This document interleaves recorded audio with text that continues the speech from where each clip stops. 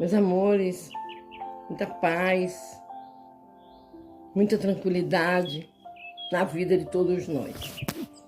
Mais um momento de paz. Vamos pegar nossa água para que possa ser fluidificada no final e vamos manter junto a nós o nome dos nossos amados que precisam da oração, precisam da ajuda divina. E vamos continuar a leitura do nosso livro dos médiuns. Estamos lendo o 3º capítulo da primeira parte. O título do capítulo é Do Método. Já vimos nas 2 primeiras partes, onde falam de tipos de materialistas que não aceitam, que não entendem e fazem questão de não entender. Então vamos dar continuidade para entendermos um pouquinho mais adiante, ok? O puro materialista tem para o seu engano a escusa da boa-fé. Possível será desenganá-lo, provando-se-lhe o erro em que labora. No outro, há uma determinação assentada, contra a qual todos os argumentos irão chocar-se em vão. O tempo se encarregará de lhe abrir os olhos e de lhe mostrar, quiçá, à custa própria, onde estavam seus verdadeiros interesses. Porquanto, não podendo impedir que a verdade se expanda, ele será arrastado pela torrente, bem como os interesses que julgava salvaguardar.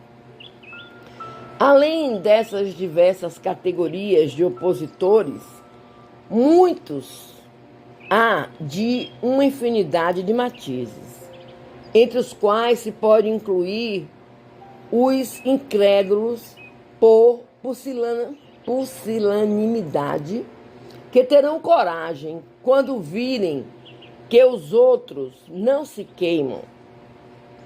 Os incrédulos por escrúpulos religiosos, aos quais um estudo esclarecido ensinará que o Espiritismo repousa sobre as bases fundamentais da religião e respeita todas as crenças, que um de seus efeitos é incluir sentimentos religiosos nos que os não possuem, fortalecê-los nos que os tenham vacilantes. Depois vêm os incrédulos por orgulho, por espírito de contradição, por negligência, por leviandade e etc. Não podendo omitir uma categoria a que chamaremos incrédulos por decepções, abrange os que passaram de uma confiança exagerada à incredulidade, porque sofreram desenganos, estão desanimados. Tudo abandonaram, tudo rejeitaram. Estão no caso de um que negasse a boa-fé, por haver sido ludibriado. Ainda aí, o que há é o resultado de incompleto estudo do Espiritismo e de falta de experiência. Aquele a quem os espíritos mistificam, geralmente é mistificado por lhes perguntar o que eles não devem ou não podem dizer, ou porque não se acha bastante instruído sobre o assunto para distinguir da impostura a verdade. Muitos, aos demais, só veem no Espiritismo, um novo meio de adivinhação e imaginam que os espíritos existem para predizer a sorte de cada um. Ora, os espíritos levianos e zombeteiros não perdem a ocasião de se divertirem à custa dos que pensam desse modo. É assim que anunciarão maridos às moças, ao ambicioso honras, heranças, tesouros ocultos, etc. Daí muitas vezes desagradáveis decepções, das quais, entretanto, o homem sério e prudente sempre sabe preservar-se. Uma classe muito numerosa, a mais numerosa mesmo de todas, mas que não poderia ser incluída entre a dos opositores, é a dos incertos. São, em geral, espiritualistas por princípio. Na maioria deles, há uma vaga intuição das ideias espíritas, uma aspiração de qualquer coisa que não podem definir. Não lhes falta aos pensamentos senão serem coordenados e formulados. O Espiritismo lhes é como que um traço de luz, a claridade que dissipa o nevoeiro. Por isso mesmo, o acolhem presurosos, porque ele os livra das angústias da incerteza. Se daí projetarmos o olhar sobre as diversas categorias de crentes, depararemos primeiro com os que são espíritas sem o saberem. Propriamente falando, estes constituem uma variedade ou uma matiz da classe precedente. Sem jamais terem ouvido tratar da doutrina espírita, possuem o sentimento inato dos grandes princípios que dela decorrem.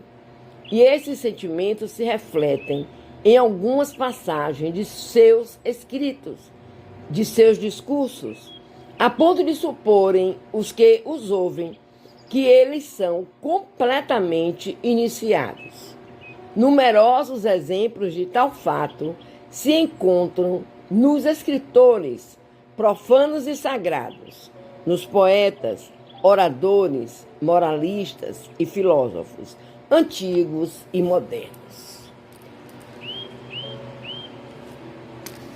Mais uma lição, meus amores, mais uma explicação sobre os irmãos que falam, comentam sobre o Espiritismo. E mais uma vez, vemos nessa lição de hoje que falta o conhecimento. É muito importante o conhecimento. Muitas vezes, como fala, tem aqueles que são espíritas sem saber. Por quê? Porque ao falarem, ao agirem, eles traduzem uma forma mais humana, mais caridosa. E sem saberem, eles estão praticando a nossa doutrina consoladora. Amanhã continuamos. Vamos conversar com o Pai. Querido Pai, como somos felizes por termos conhecimento da nossa doutrina. Uma doutrina que nos consola, uma doutrina que nos intui, que nos ensina, que nos faz ver, sentir o amor de uma forma muito grande, nos faz ter fé, acreditar naquilo que não vemos, que não pegamos, mas cremos. Gratidão, Senhor, por tanta bondade. Gratidão por tanto amor. Gratidão a Allan Kardec, que passou das mesas mirabolantes a uma doutrina filosófica, a uma doutrina da ciência, a uma doutrina religiosa. Que nós possamos, Pai, a cada dia aprendermos mais e mais, termos conhecimento para falarmos com segurança, com a certeza das verdades que a nossa doutrina esclarece. Te pedimos, Pai, pelo sofrimento desses nossos irmãos, que só na hora da dor, Pai, descobrem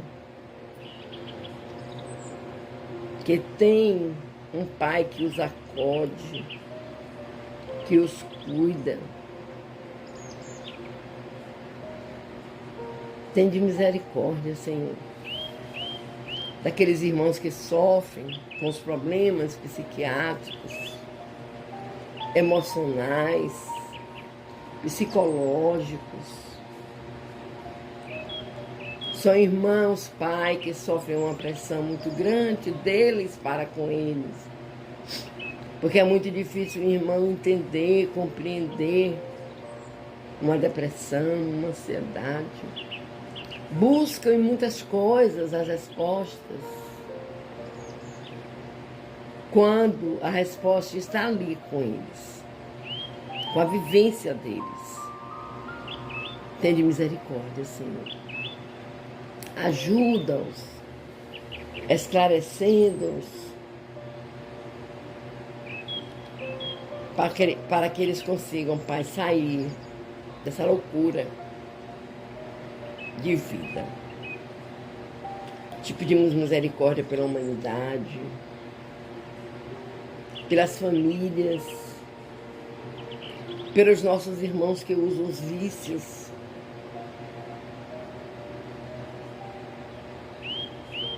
Oh, Pai, é tão difícil. É tão difícil, Senhor, que às vezes nos pegamos a pensar nesses irmãos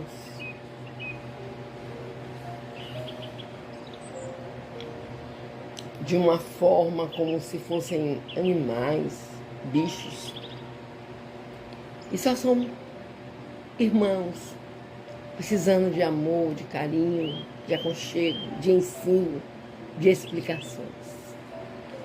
Ajuda-nos, Pai amado, a termos essa capacidade de estarmos presentes na vida desses irmãos que sofrem tanto, que padecem tanto. Tende misericórdia, Senhor. Que a espiritualidade amiga esteja sempre presente na vida desses irmãos. Que assim seja. Vamos fechar os nossos olhos. Vamos sentir a presença de Jesus, a presença dos nossos benfeitores, dos nossos mentores, a nos intuírem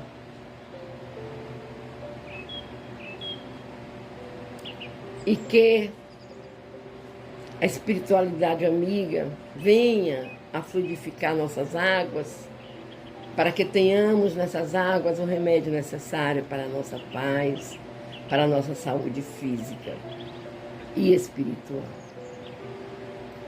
Pai nosso que estás nos céus, santificado seja o teu nome, venha a nós o teu reino, seja feita a tua vontade, assim na terra como nos céus. O pão nosso de cada dia nos dai hoje e sempre. Perdoa, Pai querido, as nossas ofensas, assim como nós perdoamos a quem nos tenha ofendido. Não nos deixeis cair em novas perturbações, Pai, mas livra-nos de todo mal, pois teu é o poder, o reino, a honra e a glória, Pai, por toda a eternidade. Que assim seja.